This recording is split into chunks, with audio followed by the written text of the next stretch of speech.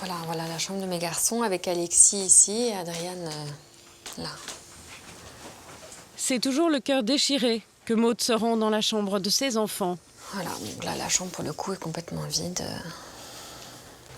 On n'y rentre quasiment plus.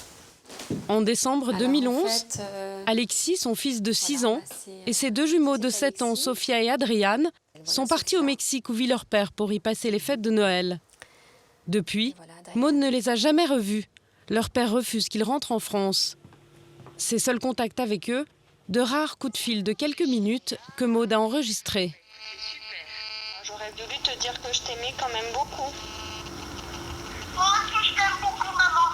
T'es Je mon- manque beaucoup. Tu me manques aussi énormément, mon chaton. Tu sais, j'ai hâte que tu reviennes. J'en ai marre, hein. J'ai envie que vous rentriez maintenant, chérie.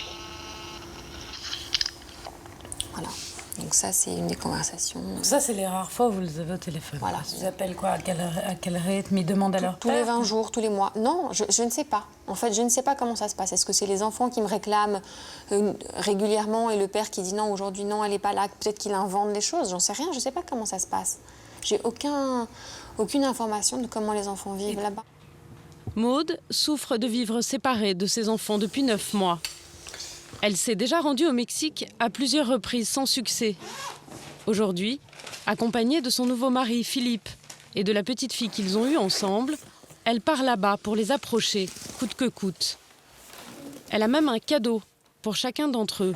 C'est un Caroline en Égypte pour Sophia. L'Égypte, c'est le livre préféré de mon fils Adrien.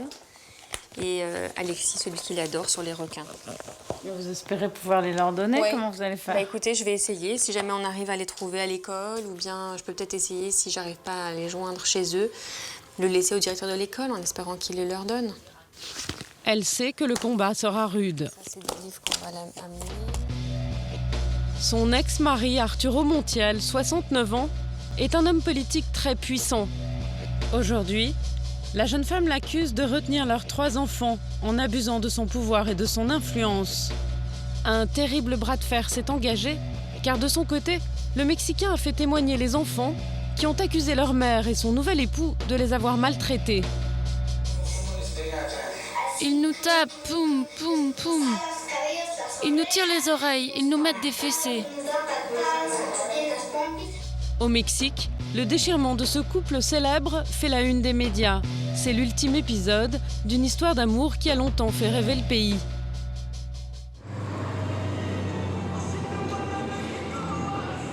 Toluca, capitale de l'État de Mexico. La région la plus riche et la plus peuplée. C'est ici que Maud a vécu en compagnie de son ex-mari pendant 5 ans. Quand elle le rencontre en 2000, Arturo Montiel est le gouverneur de cet État, l'homme politique le plus puissant du pays après le président. Il siège dans ce palais. Voilà, ici c'était ses bureaux, là où il travaillait. Ses bureaux, c'est les fenêtres ici, là. À l'époque, Maud a 29 ans. Cette jeune femme issue de la bourgeoisie parisienne est journaliste. Elle est venue interviewer le gouverneur pour un magazine français. Et malgré leurs 30 ans d'écart, c'est le coup de foudre. Lui est séparé de sa femme, mais pas encore divorcé. Qu'à cela ne tienne, il demande quand même Maud en mariage. Alors au départ, je lui ai ri au nez parce qu'il n'était pas divorcé. Je lui ai dit, le temps que tu divorces, on a le temps de voir venir. Il me dit, non, ne crois pas. Ici, le gouverneur, c'est moi et les lois, on peut les changer rapidement. Moi, je ne croyais pas du tout. Et en effet, il a fait changer les lois. En 1 mois, c'était fini. On s'est mariés 3 mois après. Cet homme qui a le pouvoir de changer les lois lui offre un mariage de rêve, en présence de toute la jet-set mexicaine. Parmi les invités, son neveu Enrique Peña Nieto, jeune homme à l'époque. Aujourd'hui, il est devenu président du Mexique.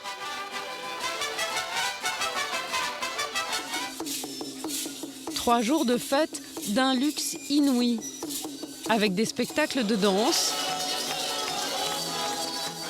et même un gigantesque feu d'artifice, avec en fond sonore l'hymne national français en l'honneur de la jeune mariée.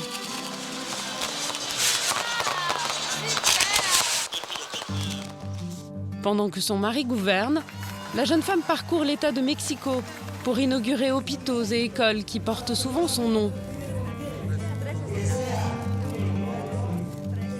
La Française chic et glamour devient une personnalité importante du Mexique. Le week-end, tous deux se retrouvent dans les nombreuses propriétés du gouverneur, plus somptueuses les unes que les autres. Le couple mène la vie de château et les Mexicains peuvent suivre dans la presse people la vie de la famille, comme ici la naissance de leurs jumeaux. La cote de popularité d'Arturo Montiel monte en flèche.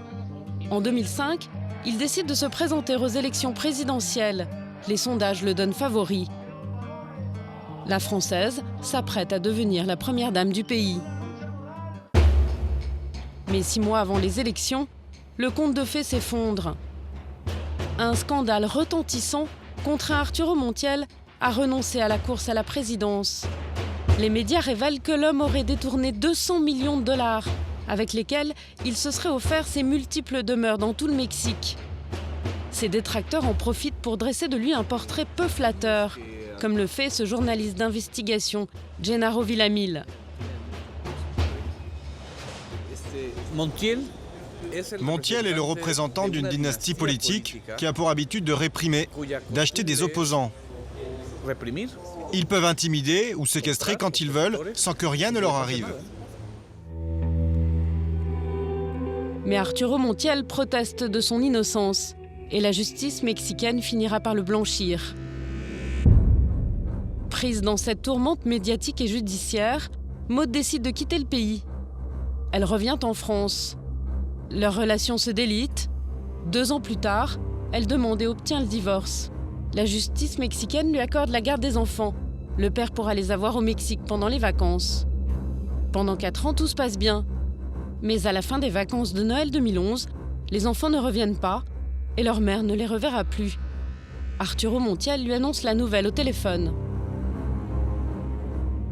Il me dit, écoute, tu vas recevoir des documents, tu vas recevoir des papiers. Désormais, c'est moi qui ai la garde des enfants. Sans en informer Maud, il a entamé une nouvelle procédure pour garder les enfants avec lui. Il accuse leur mère et son nouvel époux de maltraitance et fait témoigner Adriane, Sofia et Alexis. Nous nous sommes procuré les images. Maud a accepté de les regarder avec nous pour la première fois. Alexis lui tire les oreilles, celle-là, celle-là. Il le pousse, il tombe par terre et il saigne du nez. Il lui tire les cheveux. Maud est atterrée par ce qu'elle entend.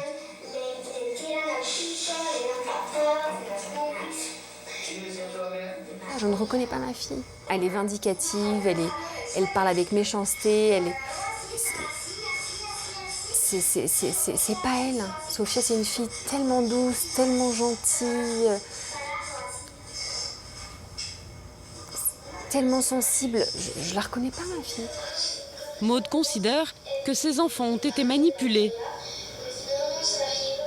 C'est affreux. On sent que on leur a décidé de raconter ça. C'est-à-dire que c'est comme si les enfants savaient exactement qu'est-ce qu'il fallait qu'ils disent. Un autre témoignage la laisse perplexe, celui de cette jeune femme mexicaine. Elle a gardé les enfants de Maud pendant 3 mois à Paris, juste avant que ceux-ci ne partent au Mexique définitivement. Elle reprend mot pour mot les accusations des enfants. Ils leur mettent des claques, ils leur tirent les oreilles très fort, si bien que les enfants ont mal aux oreilles. Cette nounou qui accuse Maud lui avait été envoyée par Arturo Montiel. Il voulait, disait-il, que les enfants pratiquent l'espagnol. À l'époque, Maud n'y a vu aucun inconvénient, même si elle trouvait la jeune fille suspecte. Toute la journée, à la maison, elle était avec un téléphone, comme si un téléphone avec une caméra. Et j'avais l'impression que soit elle était tout le temps d'abord au téléphone, et puis quand elle n'était pas au téléphone, j'avais l'impression qu'elle filmait. Enfin, elle avait un comportement vraiment louche. Elle est venue en mission. C'était une mission commando, voilà, pour sortir des papiers, faire un témoignage devant l'avocat de Montiel à Paris, rassembler les pièces qui leur manquaient à leur petit dossier, et puis repartir. Elle n'avait aucune intention de rester, jamais. Bref, pour Maud, toutes ces accusations sont montées de toutes pièces. Et elle va réussir le tour de force d'en convaincre la justice mexicaine. Début 2012, les juges ordonnent la restitution immédiate d'Adriane, Sofia et Alexis, considérant qu'il n'y a aucune preuve de maltraitance. Mais Arturo Montiel ne rend pas les enfants et multiplie les recours devant la justice. Il y a 2 semaines, à Toluca, Maud, accompagnée de son mari et de la petite fille qu'ils ont eue ensemble, décide de voir les enfants à tout prix. Adrian, Sofia et Alexis vivent dans une des villas de ce lotissement très luxueux et ultra sécurisé. Pour y pénétrer, ils font croire qu'ils cherchent à acheter une villa et utilisent un faux nom. Comment vous appelez-vous? Azulea. Vous êtes venu voir des maisons en vente? Oui, con el señor. Ok, à tout à l'heure. On va aller où? On va aller où? On va aller dans la maison de papa Arturo, on va aller frapper à la porte, voir s'il nous ouvre. Tu dis rien, Pourquoi? parce que c'est un secret. Faut pas qu'il sache qu'on arrive, parce que s'il sait qu'on arrive, il va cacher les enfants, tu comprends? C'est la première fois qu'elle découvre l'environnement dans lequel ses enfants vivent. C'est immense. Désormais, elle n'est plus qu'à quelques mètres d'eux. 112. Il est au 110, c'est la maison d'après. Mais en arrivant devant la maison, Maud prend peur et se cache. Car 4 gardes du corps protègent l'accès.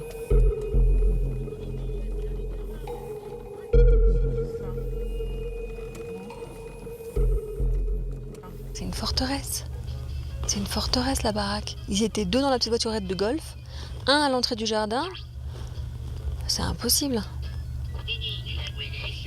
Maud se décourage et décide de rebrousser chemin. Donc là, il y a vos enfants qui sont quand même à 2 mètres d'ici. Ils sont à 2 mètres, voilà, j'ai les enfants à 10 mètres.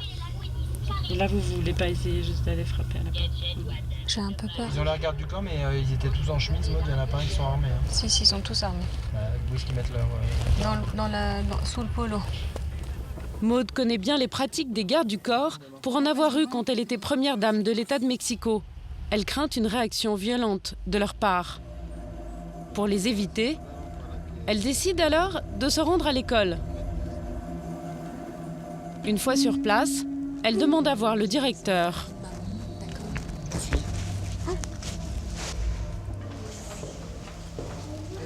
Hola, buenos días. Bueno, ¿usted piensa que puedo esperar aquí al licenciado? Sí, yo creo que profesor? sí. ¿Sí? Sí, no, pero si gusta esperar. À ce moment-là, son nouveau mari l'appelle. Amable. Oui? Il vient d'apercevoir l'un des fils de Maud qui passe dans le couloir. Il est parti. Ouais. Vas-y, chérie.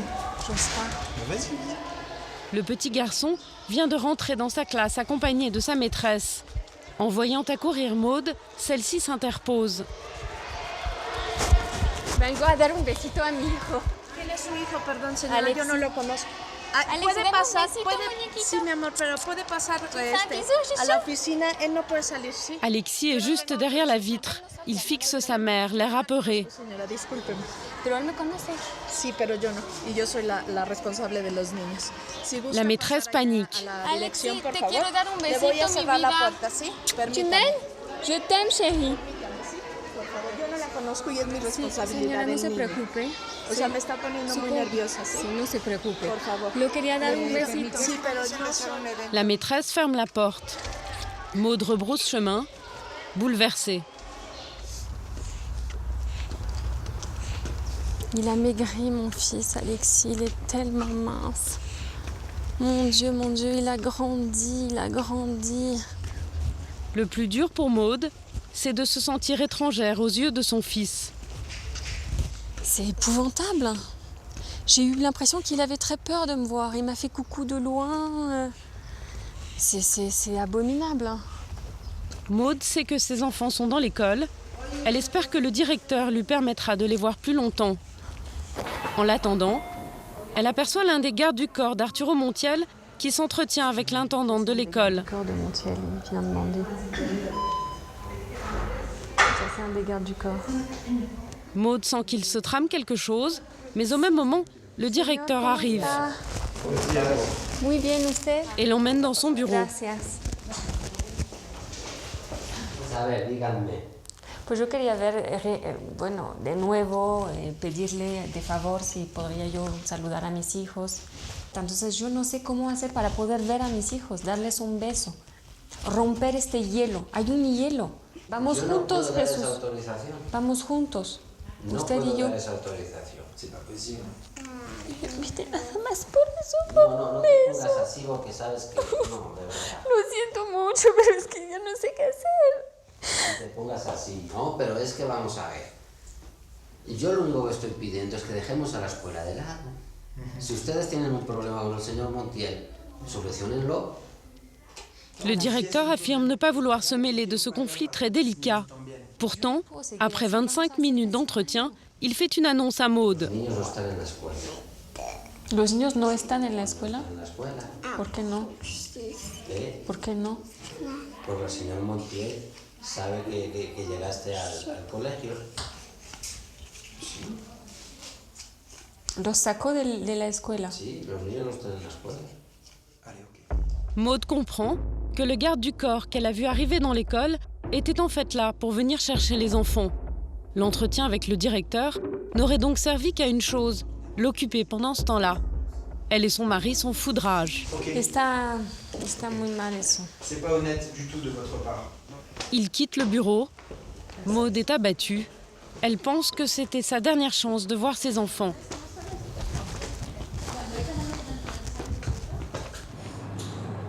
Mais le lendemain, alors qu'elle déjeune au restaurant, elle a une bonne surprise. Bonjour, qui est à l'appareil? C'est Adriane? C'est son fils Adrian au téléphone. Adriane? D'abord heureuse, elle va vite déchanter. Adrian lui répète mécaniquement une dizaine de fois qu'ils ne sont plus à Mexico, mais à 1100 km de là, à Acapulco. Il semble vouloir dissuader sa mère de chercher à les voir. Mon bébé, je t'aime, chérie. C'est pas grave. Mais oui, je sais, chérie. C'est pas grave, je m'en fiche où tu es. Je vais t'attendre à la maison, je viendrai te voir quand tu seras... Plus dur encore, sa fille Sophia, qu'elle a ensuite, lui dit qu'elle ne veut pas revenir vivre en France. Allô? Allô? Il a coupé. Voilà. C'est épouvantable. C'est épouvantable. C'est horrible. C'est affreux. Ils ont un texte qu'ils sont en train de me réciter et qui me répètent et qui me répètent et qui me répètent. On ne veut pas venir en France, on veut rester vivre au Mexique. Vous nous frappez, Philippe il nous frappe, Philippe il nous donne des fessées. Maman tu nous frappes, tu nous tapes. Ils me l'ont répété 20 fois. Nous sommes dans la mer d'Acapulco, nous ne sommes pas là, nous sommes dans la mer d'Acapulco. Ils ne veulent pas me dire qu'ils sont là. J'en reviens pas. Maud est convaincue que leur père est derrière cet appel. J'en reviens pas qu'il utilise ses enfants, qu'il utilise nos enfants pour me convaincre de laisser tomber. Il les utilise là. Il croit quoi? Que je vais baisser les bras parce que les enfants m'ont dit qu'ils voulaient pas rentrer avec moi en France? Je peux pas. Ça me donne encore plus la rage. Et en effet, elle ne lâche pas. Convaincue qu'ils ne sont pas à Acapulco, mais beaucoup moins loin, dans une résidence secondaire à 150 km de Mexico, elle s'y rend. Les livres de ses enfants dans les bras, cette fois-ci, elle ose se présenter au vigile qui barre l'accès de la maison. Yo quisiera entregar a mis hijos unos regalos que les traje. ¿Cómo le puedo hacer? Usted sabe que llevo 9 meses sin verlos. No tengo nada que ver, simplemente soy empleado, ¿no? Usted sabe. Une fois remonté en voiture, ce sont cette fois-ci des policiers armes au poing qui lui demandent de déguerpir. Après 6 jours au Mexique, Maud rentre en France, amère. Arturo Montiel n'a pas répondu à notre demande d'interview. Contre toute attente, son avocat nous affirme que Maud peut voir ses enfants quand elle le souhaite, à condition de ne pas être accompagnée par des journalistes. Mais de son côté, elle affirme que depuis 9 mois, aucune de ses demandes n'a abouti. Son dernier espoir est une intervention politique. Elle vient d'écrire à Valérie Trierweiler, la compagne du président François Hollande.